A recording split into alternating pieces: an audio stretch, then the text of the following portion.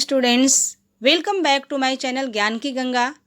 आज मैं फिर से उपस्थित हूँ आप सभी के समक्ष एक नए पाठ और एक नई वीडियो के साथ। तो आज का हमारा चैप्टर है कृषिका कर्मवीरा। कृषिका शब्द का अर्थ है किसान, फार्मर।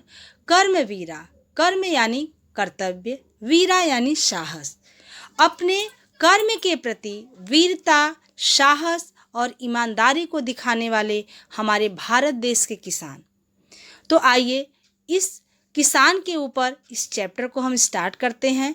हमारा पहला श्लोक है, सूर्यस्तपतु मेघा वा वर्षन्तु विपुलं जलम, कृषिका कृषको नित्यम शीतकाले अपि कर्मठो।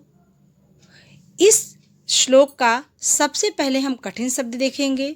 सूर्यस्तपतु, सूर्य चाहे कितना ही तपे।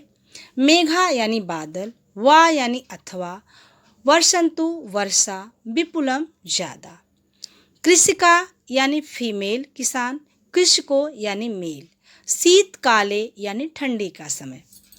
कहा गया है इस श्लोक में कि सूर्य चाहे कितना भी तपे और बादल चाहे कितनी भी बारिश क्यों न करे, जो किसान होते हैं वह नित्य प्रति चाहे कितनी ही ठंडी क्यों न हो अपने कर्तव्य से पीछे नहीं हटते हैं।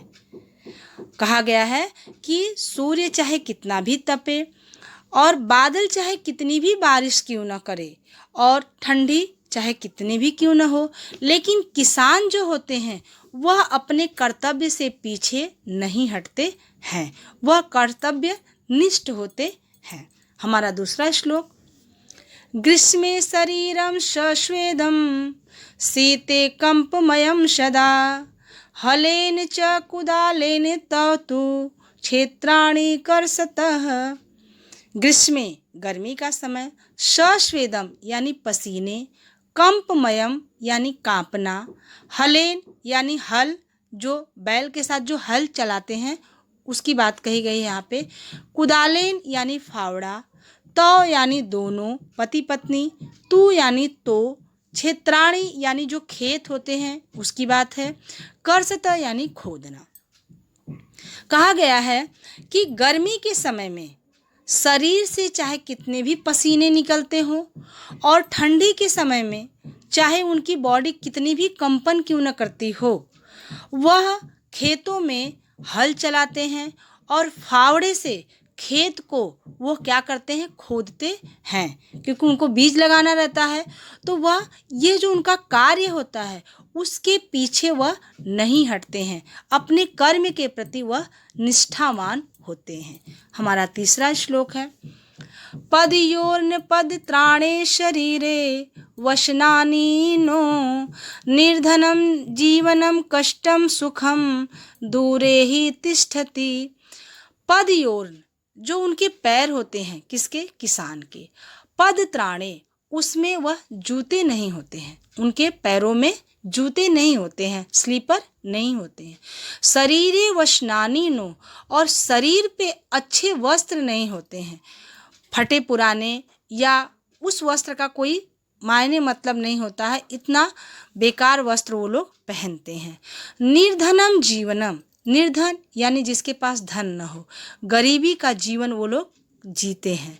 सुख दूरे ही तिष्ठते, और सुख जो होता है, जो अच्छी लाइफ होती है, वो उनसे बहुत ही दूर रहती है। कहने का तात्पर्य यह है कि किसान जो होते हैं वह उनके पैरों में जूते नहीं होते हैं, शरीर पे अच्छे वस्त्र नहीं होते हैं, उनका जो जीवन होता है वह कष्ट पूर्ण होता है और सुख जो होता है वह उनसे बहुत ही दूर रहता है। ऐसा उनका जीवन होता है हमारे किसान का। हमारा चौथा श्लोक, गृहं जीर्णं न वर्षासु वृष्टिं वारयितुं क्षमं, तथापि कर्मवीरत्वं कृषिकाणां न नश्यति। गृहं यानी घर, जीर्णम यानी पुराना, वृष्टि यानी बूंदे, क्षमम यानी सक्षम, कर्मवीरत्वम मतलब अपनी कर्मता जो कर्म है उससे पूर्ण होना, और कृषिकाणाम यानी किसान, न नश्यति मतलब नाश नहीं करना। जो उनका घर होता है वह बहुत ही पुराना होता है, टूटे फूटे झोपड़ी टाइप उनके घर होते हैं। जब वर्षा का जो पानी होता है वह पूरे पानी उनके घर में आते हैं। ऐसा उनका घर नहीं होता है जिससे वह वर्षा के पानी को रोकने में सक्षम हो सके। तथापि फिर भी कर्मवीर जो हमारे देश के किसान हैं, न नश्यति, वह कभी भी नर्वस नहीं होते हैं, कभी भी अपने कर्म के पीछे नहीं हटते हैं कि हमें इतने दुख झेलने पड़ते हैं तो हम ये कार्य नहीं करेंगे। यदि किसान फसल नहीं उगाते, अगर किसान अन्न नहीं उगाते तो फिर हम क्या खाते? आप कहते होंगे कि वो तो हमें पैसे से देते हैं, लेकिन पैसे से भी देने के बाद यदि वह इतनी मेहनत नहीं करते तो फिर हमारे लिए अनाज कहाँ से आता? हमारा 5वां श्लोक है, श्रमेण क्षेत्राणि सस्य पूर्णानि सर्वदा धरित्री सरसा जाता या शुष्का कंटकावृता। हमारा 5वां श्लोक, तयो श्रमेण, तयो यानी दोनों, श्रमेण यानी श्रम से, क्षेत्राणि यानी खेत, सस्य पूर्णानि यानी सभी तरह से परिपूर्ण, सर्वदा यानी हमेशा, धरित्री यानी धरती, सरसा यानी हरी भरी, जाता यानी होती है, शुष्क यानी सूखा, कंटका यानी कांटे के समान। पति पत्नी अपने श्रम से क्या करते हैं? फार्मर जो होते हैं वह अपने श्रम से क्षेत्राणि खेतों को सभी तरह से परिपूर्ण किए होते हैं। जो हमारे खेत होते हैं उसमें फसल, उसको हरा भरा रखने में, उसको उपजाऊ रखने में सभी तरह से वो क्या करते हैं? खेतों की देखरेख करते हैं। धरित्री सरसा जाता, इसीलिए हमारी धरती माता जो है वह हरी भरी दिखाई देती हैं।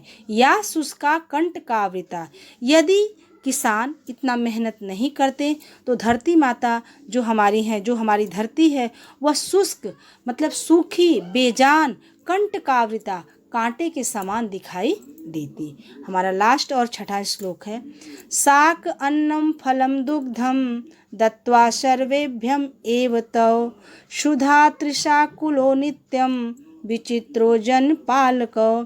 शाक यानी साग, अन्न यानी अन्न, फल दूध, दत्वा यानी देना, सर्वेभ्यम यानी सभी को, एव यानी ही, तव यानी दोनों, दोनों अपनी मेहनत से सभी लोगों को साग, अन्न, फल, दूध देते हैं। क्षुधा तृषा कुलो नित्यम, क्षुधा यानी भूखा, तृषा यानी दुखी, अपने आप को हमेशा भूखा प्यासा रख करके, विचित्र, विचित्र है वह किसान, जन पालकों, जो लोगों को पालन करते हैं या लोगों की सेवा करते हैं सभी चीज़ों को प्रदान करके। तो ऐसे भारत देश के किसान को हम सब मिलकर नमन करें और उनकी जितनी भी सहायता हो सकती है हमें करनी चाहिए।